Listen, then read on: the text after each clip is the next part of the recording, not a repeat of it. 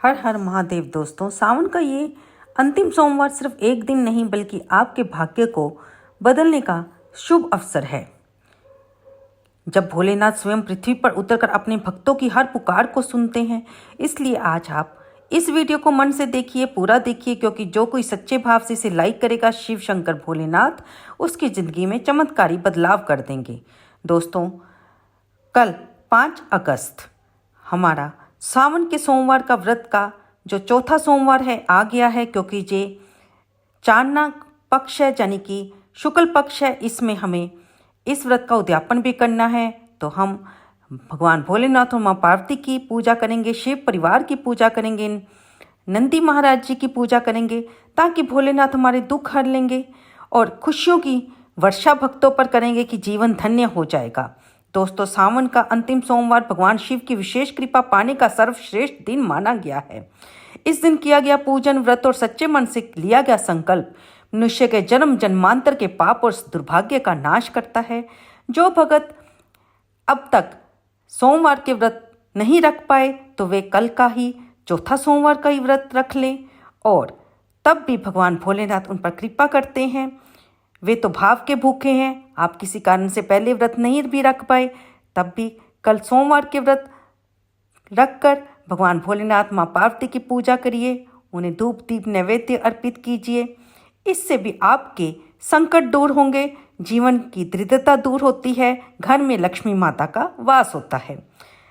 लेकिन सिर्फ व्रत रखने से ही नहीं, एक खास रहस्य भी है दोस्तों इस बात में कि अगर हम सावन के अंतिम सोमवार को शिवलिंग पर कुछ खास वस्तुएं चढ़ा दें तो भोलेनाथ की कृपा हम पर बनी रहेगी। माँ अन्नपूर्णा, माँ लक्ष्मी, माँ सरस्वती की कृपा भी हमारे घर में बरसेगी, जिसके कारण हमारे घर से दुर्भाग्य कष्ट दूर हो जाएंगे। इतना ही नहीं, घर परिवार की अगली पीढ़ियां भी धन धान्य और सुख समृद्धि का भोग करेंगी। बहुत से लोग व्रत तो करते हैं लेकिन 5 चीज़ें चढ़ाना भूल जाते हैं, जो कि बहुत ज़रूरी होती है, जिससे फिर आश्चर्य होता है कि हमें शायद व्रत का पूरा फल नहीं मिला, मन को शांति नहीं मिली, कहीं दिल का कोना कहता है कि अभी कुछ हमसे रह गया है। तो आज की वीडियो में हम आपको वही बताने जा रहे हैं कि कुछ ऐसी चीज़ें भी होती हैं पवित्र, जो हमें सावन के अंतिम सोमवार को शिवलिंग पर अवश्य अर्पित करनी चाहिए। इस वीडियो को ध्यान से सुनिएगा और ये जो आखिरी सोमवार विशेष और चमत्कारी अवसर लेकर आया है, इसे अपने हाथ से ना जाने दीजिएगा। तो दोस्तों, ये 5 अद्भुत चीज़ें क्या हैं, आइए जानते हैं। अगर आप हमारी वीडियो पर नए हैं तो हमारे इस चैनल को बेल आइकन दबाकर सब्सक्राइब कर लें, और वीडियो पर आ गए हैं तो इसे लाइक भी कीजिएगा और अपने दोस्तों के साथ शेयर भी कीजिएगा। दोस्तों, सावन का चौथा और अंतिम सोमवार व्रत, जो कि इस वर्ष 4 अगस्त को रखा जाएगा, इस दिन जो पवित्र वस्तुएं चढ़ानी हैं वह है शुद्ध जल। सावन के अंतिम सोमवार के दिन शिवलिंग पर शुद्ध जल चढ़ाना अत्यंत शुभ माना गया है। इससे शिवलिंग को शीतलता मिलती है, भगवान शिव विशेष रूप से प्रसन्न होते हैं। जल हमेशा साफ सुथरा होना चाहिए। तांबे के लोटे में लिया हुआ जल में उसमें कुछ बूंदे गंगा जल की मिला दें और फिर उसे शिवलिंग पर चढ़ाएं। दोनों हाथ जोड़कर मन से प्रार्थना करते हुए भोलेनाथ का स्मरण कीजिए, उनसे का जल से अभिषेक कीजिए। ये आपके जीवन को नई ऊर्जा और दिव्यता से भर देगा।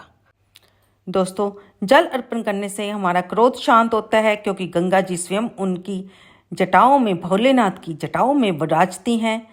तो जब हम जल अर्पित करते हैं तो हमारा भी क्रोध शांत होता है, रोग दोष दूर होते हैं, मन को शांति मिलती है और हमें शुद्ध विचार मिलते हैं। फिर आता है दूध। गाय का ताज़ा दूध हमेशा हमें शिवलिंग पर चढ़ाना चाहिए। आप बकरी का दूध भी चढ़ा सकते हैं। दूध से शिवलिंग का अभिषेक करना अत्यंत पुण्यदायी है। ये शरीर, मन और आत्मा की शुद्धि का प्रतीक होता है। प्रत्येक सावन सोमवार के दिन शिवलिंग पर दूध चढ़ाने से आरोग्यता, संतानहीनों को संतान की प्राप्ति होती है, आरोग्यता प्रदान होती है, दुर्भाग्य समाप्त होता है, दरिद्रता से हमेशा के लिए मुक्ति मिल जाती है। फिर आता है दोस्तों बेलपत्र। बेलपत्र भगवान शिव को अति प्रिय है। ये त्रिदली बेलपत्र उनके त्रिनेत्र, त्रिगुण और त्रिकाल स्वरूप का प्रतिनिधित्व करते हैं। बेलपत्र के प्रत्येक पत्ते में त्रिलोक, ब्रह्मा, विष्णु, महेश का प्रतीक है। इसलिए हमेशा शिवलिंग पर 3 पत्तों वाला बेलपत्र आपको अर्पित करना चाहिए। वह खंडित नहीं होना चाहिए, कटा-फटा नहीं होना चाहिए। बेलपत्र यदि 6 महीने पुराना भी होगा तो चल जाएगा, लेकिन 3 पत्ती वाला बेलपत्र ही शिवलिंग पर अर्पित किया जाता है, जिससे ब्रह्मा, विष्णु, महेश तीनों ही प्रसन्न होते हैं। बेलपत्र चढ़ाते समय आपको इस बात का ध्यान रखना है कि वह हमेशा सीधे ही चढ़ता है, उसको उल्टा करके शिवलिंग पर ना चढ़ाएं। अगर संभव हो सके तो बेलपत्र को शुद्ध जल से धोकर बेलपत्र के ऊपर चंदन लगाकर आप शिवलिंग पर बेलपत्र अर्पित कीजिए। इससे भगवान भोलेनाथ प्रसन्न होते हैं। सावन के प्रत्येक सोमवार के दिन शिवलिंग पर बेलपत्र चढ़ाने से पापों का नाश होता है, संतान सुख की प्राप्ति होती है और जो भी आपकी मनोकामना होती है वह भी पूर्ण होती है। फिर दोस्तों आता है धतूरा और भांग, जो कि ऐसा माना जाता है कि शिव भगवान को बहुत प्रिय है। कहते हैं ना कि जो वस्तुएं बाकी देवी देवताओं को जब हम अर्पित करते हैं तो वे नाराज हो जाते हैं, क्रोधित हो जाते हैं, लेकिन भगवान भोलेनाथ ऐसे महादेव हैं जो कि ऐसी नशीली, जहरीली वस्तुओं को चढ़ाने पर भी प्रसन्न होते हैं। क्यों? क्योंकि उन्होंने जब समुद्र मंथन हुआ था तो हलाहल विष को पिया था। धतूरा और भांग दोनों ही एक तरह से नशीले और जहरीले पदार्थ हैं, लेकिन हम भगवान को वो अर्पित करते हैं क्योंकि ये भगवान शिव के विषपान का स्वरूप माने जाते हैं। सावन सोमवार की पूजा में अगर धतूरा शामिल ना हो तो पूजा अधूरी मानी जाती है। भांग भी सावन सोमवार के दिन शिवलिंग पर चढ़ता है। इसे दूध में मिलाकर भगवान शिव का अभिषेक किया जाता है, अतः इसे भी आप भगवान को अवश्य अर्पित कीजिए। ऐसा करने से मानसिक विचारों, नकारात्मक विचारों का अंत होता है, ग्रह दोषों से मुक्ति मिलती है। जो भी परेशानी घर में चल रही हो उससे हमेशा के लिए छुटकारा मिल जाता है। दोस्तों फिर आता है दही। भगवान शिव को अति प्रिय है दही। इससे चढ़ाने से शरीर में वात पित्त संतुलन रहता है, आंतरिक शुद्धि और मानसिक संतुलन का प्रतीक है। शिवलिंग को दही से अभिषेक करना बहुत ही शुभ माना गया है, क्योंकि दही गाय के दूध से बना होता है जो कि घर में तैयार किया हो। फिर सोमवार के दिन दही से अभिषेक करने से आपको कितना ही पुराना रोग क्यों ना हो उससे मुक्ति मिलती है, कार्यों में सफलता मिलती है। आप जो भी कारोबार शुरू करते हैं, जब बिजनेस शुरू करते हैं, भगवान भोलेनाथ की कृपा से आपको उसमें सफलता मिलेगी।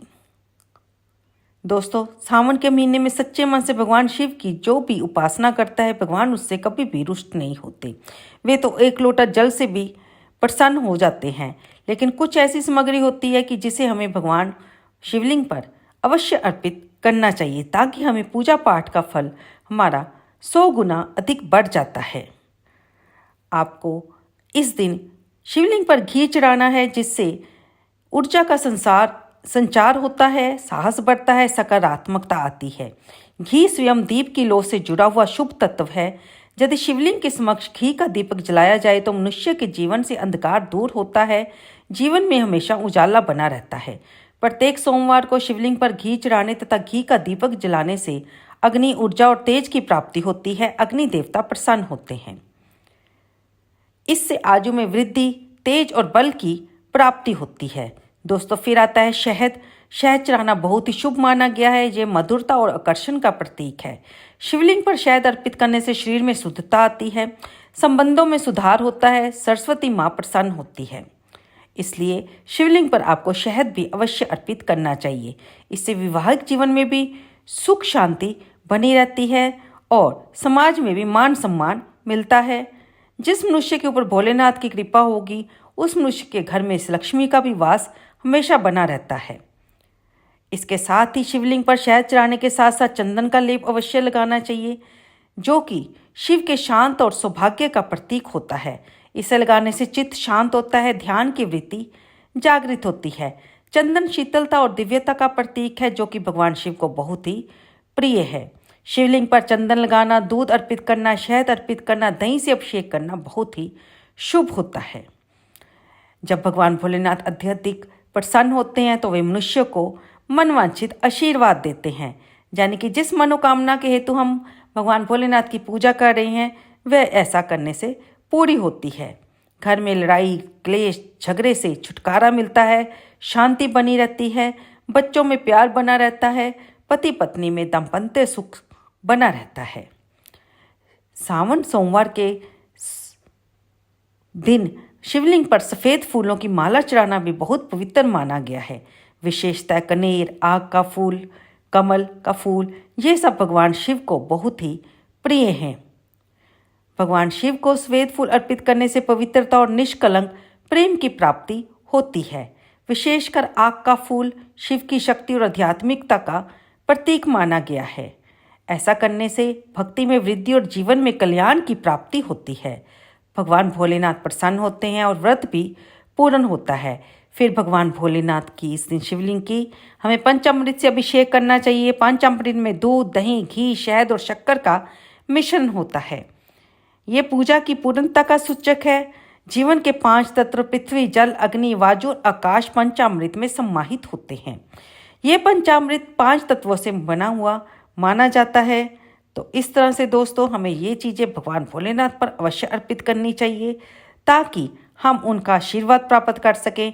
इसके अलावा शिवलिंग पर गन्ने का रस चढ़ाना चाहिए।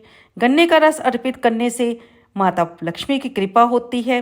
माता लक्ष्मी को गन्ना प्रिय है, तो जो भगत सावन सोमवार के दिन शिवलिंग पर गन्ने का रस चढ़ाता है उसे माता लक्ष्मी के साथ साथ भगवान कुबेर का भी आशीर्वाद मिलता है। घर में धन धान्य की कमी नहीं होती। इसके अलावा अब क्या चीज़ें हैं जो हम भगवान भोलेनाथ पर चढ़ानी चाहिए? दोस्तों हमें काले तिल अर्पित करने चाहिए। ऐसा करने से हमारे पुराने जन्मों के पाप भी कट जाते हैं। स्वयं रक्षा काल में भी राक्षसों ने काले तिल से भगवान शिवलिंग का अभिषेक करके अपने जन्म जन्मांतरों के पापों से मुक्ति पाई थी। भगवान भोलेनाथ का आशीर्वाद प्राप्त किया था।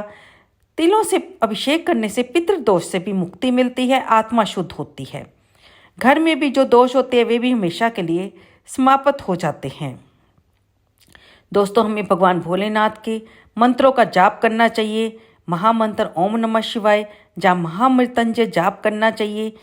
चाहे आप इसका 11 बार जाप कर लें या 108 बार जाप कर लें, आप यथाशक्ति जितनी भी माला कर सकें आप इस दिन भगवान भोलेनाथ के मंत्रों का जाप करते रहिए। शिव चालीसा का पाठ कीजिए।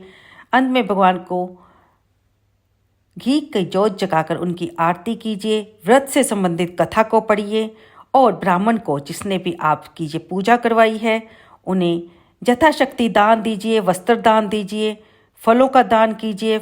प्रभु पर भी आपको मौसमी फल अवश्य अर्पित करने चाहिए। जिस परमात्मा ने हमें सब कुछ दिया है हमें उसी की दी हुई चीज़ों को हम उसको जब अर्पित करते हैं तो जैसे एक बच्चा अपने माता पिता को उन्हीं की द्वारा दिलाई गई चीज़ देता है और माता पिता प्रसन्न होकर उसे लेते हैं, यही संबंध भक्त और भगवान के बीच में आता है।